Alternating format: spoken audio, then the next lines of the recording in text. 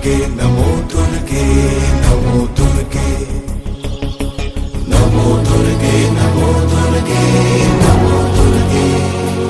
ॐ जटाजूट समायुक्ता अर्धेन्दुकृतशेखरा लोचनत्रय संयुक्ता पूर्णेन्दु सदृशाननाम् अतसी पुष्पवर्णाभा सुप्रतिष्ठं सुलोचना नवयौवन सम्पन्ना सर्वाभरणभूषिता सुचारुदशनं तद्वत् पिनोन्नतपयोधरां त्रिभङ्गस्थान संस्थानां महिषासुरमर्दिनीं मृणालायत संस्पर्श दशबाहु समन्वितां त्रिशूलं दक्षिणे ध्येयं खड्गं चक्रं क्रमागत।